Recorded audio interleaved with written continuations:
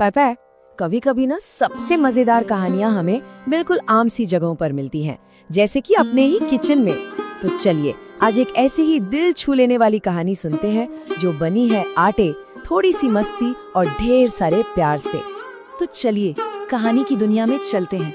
जरा सोचिए, एक किचन जहाँ से ताजी ताजी रोटियों की मीठी सी खुशबू आ रही है और तवे की वो हल्की सी आवाज सुनाई दे रही है ना एकदम अपनापन और गर्माहट वाला माहौल। और ये रहे हमारी कहानी के मेन कैरेक्टर्स। ये है छोटा जमाल, आंखों में एक अलग ही चमक है इसकी। उसके साथ है उसका भाई जय, जो शायद बर्तनों से ही धुन बना रहा है, और उनकी माँ जो बड़े प्यार से सबके लिए खाना बना रही हैं।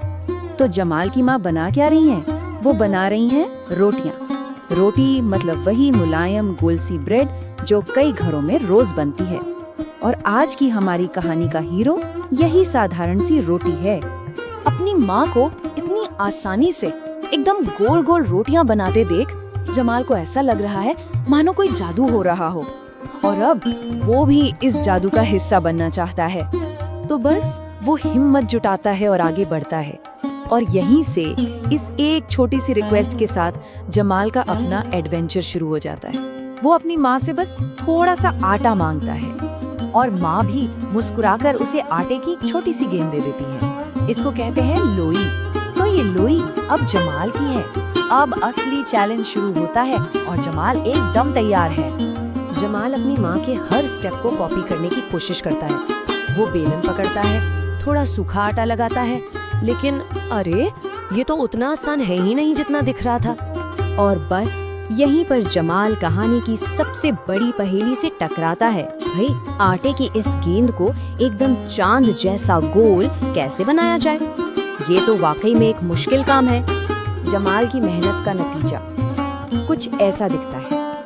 रोटी थोड़ी टेढ़ी मेढ़ी है, किसी देश के नक्शे जैसी लग रही है, पर गोल तो बिल्कुल भी नहीं। उसके चेहरे पर हल्की सी मायूसी साफ दिख रही है। लेकिन ठीक उसी पल जब जमाल को लगता है कि बस अब नहीं हो पाएगा, कहानी में एक मजेदार मोड़ आता है। क्योंकि कभी-कभी सबसे बड़ी मुश्किल का हल बहुत ही आसान होता है। और ये हल लेकर आता है उसका भाई जय। वो जमाल को परेशान देखता है और बस उसके दिमाग की बत्ती जल जाती है। यहीं से शुरू होता है टीम वर्क का असली खेल। अब देखिए ये ट्रिक कितनी सिंपल और शानदार है। जय दौड़कर एक कटोरी ले आता है, जमाल उससे अपनी टेढ़ी मेढ़ी योटी पर रखकर जोर से दबाता है, और बस हो गया जादू, एक एकदम गोल रोटी तैयार। जरा ये बदलाव तो देखिए, एक तरफ जमाल की पहली कोशिश और दूसरी तरफ जय की ट्रिक के बाद बनी वो शानदार गोल रोटी।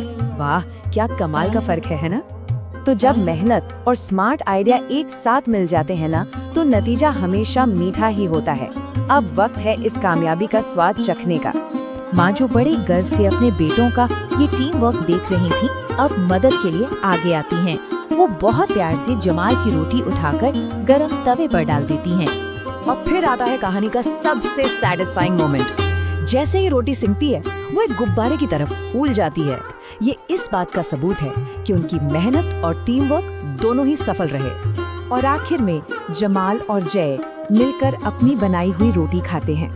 ये सिर्फ एक रोटी नहीं है, ये तो उनकी दोस्ती, उनकी क्रिएटिविटी और उनकी मेहनत का मीठा सा इनाम है। तो जमाल ने थोड़ी सी मदद से एक परफेक्ट रोटी बनाना सीख लिया। ये कहानी हमें सोचने पर मजबूर करती है कि ऐसी कौन सी नई चीज है जो किसी की थोड़ी सी मदद से सीखी हो और वो हमेशा के लिए याद रह गई हो।